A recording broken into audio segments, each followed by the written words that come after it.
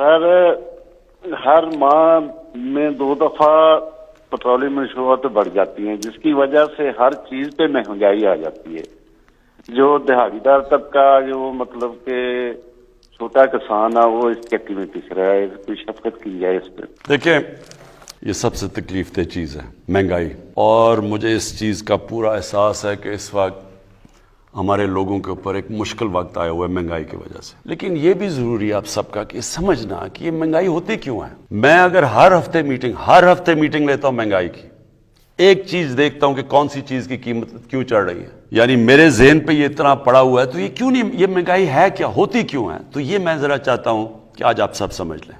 دیکھیں، مہنگائی کی سب سے بڑی وجہ کیا ہوتی ہے کہ جب ہمارا روپیہ گرتا ہے. اور روپیہ کیوں گرتا ہے یہ بھی پہلے آپ سمجھ لیں. روپیہ اس لیے گرتا ہے کہ جب آپ ملک میں جو ڈالرز آ رہے ہیں وہ کم ہیں اور ملک سے ڈالر باہر زیادہ ہیں، جو جا رہے ہیں وہ زیادہ ہیں. یہ کیوں منی لانڈرنگ اتنی بری، یہ اتنا بڑا ہمارے لیے عذاب بنا ہوا ہے. ایک اندازے کے مطابق، اور میرے خیال میں سے زیادہ پیسہ باہر جاتا ہے. جو امریکہ کا جو اسٹیٹ ڈپارٹمنٹ ہے، اس نے ایک پیپر چھاپا تھا غالباً کوئی 8-9 سال پہلے کہ 10 ارب ڈالر ہر سال پاکستان سے باہر جاتا ہے منی لانڈرنگ ہو کے. پھر اگر ہماری امپورٹس اور ایکسپورٹس، مثلا جو چیزیں ہم دنیا کو ایکسپورٹ کر رہے ہیں وہ کم ہیں اور امپورٹ زیادہ ہیں، تو ظاہر ہے کہ وہ جب ڈالر کم ہوں گے ڈالر اوپر چلا جائے گا، روپیہ نیچے آ جائے گا. تو پہلے یہ سمجھیں کہ روپیہ گرتا کیوں ہے.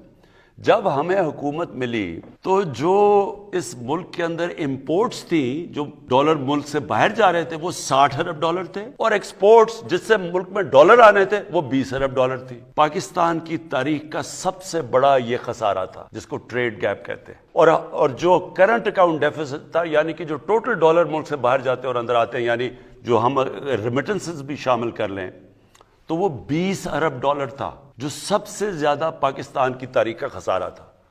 اس سے کیا ہوا، جیسی ہماری حکومت آئی پریشر پڑ گیا روپے پہ، اور پچھلی حکومت نے اربوں ڈالر خرچ کیا تھا روپے کو اوپر رکھنے کے لیے. وہ کیا کرتے ہیں، جب روپے پہ پریشر پڑتا ہے تو اب ڈالر پھینکنے شروع ہو جاتے ہیں مارکیٹ میں. تو ہمارے پاس ڈالر ہی نہیں تھے مارکیٹ میں پھینکنے کے لیے، کیونکہ ہمارے پاس ریزروز ہی نہیں تھے. ہم بلکہ جو ہمیں قسطیں دینی تھی باہر وہ بھی نہیں ہم دے پا رہے تھے، تو لہٰذا روپے نے گرنا تھا. تو میں صرف آپ کو اب یہ سمجھانا چاہتا ہوں پہلے تو کہ روپیہ کتنا گرا. روپیہ گرا 24.1%. اور ہمارے دور میں کہہ رہا ہوں 18-19 میں، ہمارے دور میں گرا 24.1%. ہمارے سے پہلے بھی روپیہ گرا تھا، وہ گرا تھا جب پیپلز پارٹی آئے تو روپیہ گرا 25.5%. 2008-9 میں 2008 جب ان کا روپیہ گرا تو جو سی پی آئی، اور یہ سارے آپ دیکھ سکتے ہیں اسٹیٹسٹکس، کنزیومر پرائس انڈیکس جسے کہتے ہیں، جو بتاتا ہے کہ کتنی مہنگائی ہوئی، وہ 17% تھی. اور ہمارے 18-19 میں جب 24.1% روپیہ گرا تو 7.3% تھی.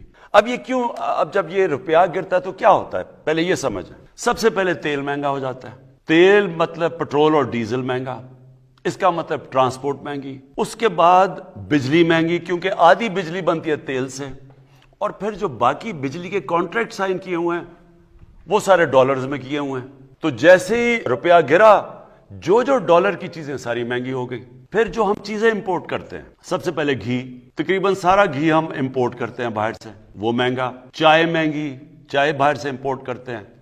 پھر دالیں مہنگی، جو عام آدمی بیچارہ کھاتا ہے، تقریباً 70% دالیں باہر سے ہم امپورٹ کرتے ہیں، وہ مہنگی ہو گئی. جب بجلی مہنگی ہوئی، مزید اور چیزیں مہنگی ہو گئی. پاکستان میں گیس نکلتی ہے، وہ کم ہوتی جا رہی ہے. جو باہر سے ہم گیس لیتے ہیں وہ مہنگی ہے، تو جب وہ گیس بھی مہنگی ہو گئی. تو ساری چیزیں مہنگی ہو جاتی ہیں جب آپ کا روپیہ گرتا ہے. اس لیے ہماری گورنمنٹ پوری کوشش کر رہی ہے پاکستان میں ایکسپورٹ بڑھانے کی، اور مجھے بڑی خوشی ہے کہ پچھلے مہینے ریکارڈ ایکسپورٹس بڑھی ہیں ہماری. جب تک ہماری ایکسپورٹس نہیں بڑھیں گی، اور اللہ کا شکر ہے ریکارڈ ریمیٹنسز بڑھی ہیں، یعنی کہ جو باہر پاکستانی بینکوں کے تھرو پیسے بھیجتے ہیں وہ بھی بڑھی ہیں. اور اس کی وجہ سے 17 سال کے بعد پاکستان کا 5 مہینے مسلسل، جس کو کرنٹ اکاؤنٹ کہتے ہیں، کہ ہم جتنے ہمارے ڈالر آ رہے ہیں اندر اور ہمارے ڈالر باہر جا رہے ہیں، ہم نے اس کو بیلنس کر لیا. ہمارا خسارہ ختم کر دیا ہم نے، کیونکہ ہم نے ایکسپورٹس بھی بڑھائی ہیں اور ہماری ریمیٹنسز بھی بڑھی ہیں، اور ہمارا ملک صحیح راستے پہ لگ گیا ہے. اگلی چیز جو ہم نے کرنی ہے، انویسٹمنٹ ملک میں لے کے آنی ہے، وہ تیسری چیز ہے. تو جیسے جیسے ہم اب قدم اٹھا رہے ہیں، ڈالرز ہمارے ملک میں زیادہ آئیں گے، ہمارا روپیہ سٹرونگ ہو جائے گا. جب روپیہ ٹھیک ہوگا تو یہ آپ کا سب سے بڑا مہنگائی کا مسئلہ تب ختم ہوگا۔ دو اور چیزیں ہمیں مسئلے ہوئے، ایک 2 سال ہماری گندم کی کراپ کم ہوگی، گندم کم ہوئی پاکستان میں، کیوں ہوئی؟ یہ موسم کی تبدیلی کی وجہ سے بارشیں اس ٹائم پہ ہو گئی جب گندم کو ہم نے کٹائی کا ٹائم تھا۔ 2 سال مسلسل ہماری گندم کم ہوئی، وہ باہر سے منگوانی پڑی، جب وہ تو جس طرح روپیہ گرا تو وہ بھی مہنگی، پھر چینی وہ ہماری کم ہو گئی۔ مجھے پورا احساس ہے، سارا وقت میں مانیٹر کر رہا ہوں، پوری کوشش کر رہے ہیں کہ ہم مہنگائی کو روکیں۔ تھوڑا آپ کو صبر کرنا پڑے گا، ایک برے معاشی حالات میں، ایک مقروض ملک میں جس نے قرضے لیے ہوئے تھے، آہستہ آہستہ جیسی ہماری معیشت ٹھیک ہوگی، انشاءاللہ اس کے اوپر مکمل قابو پا لیں گے۔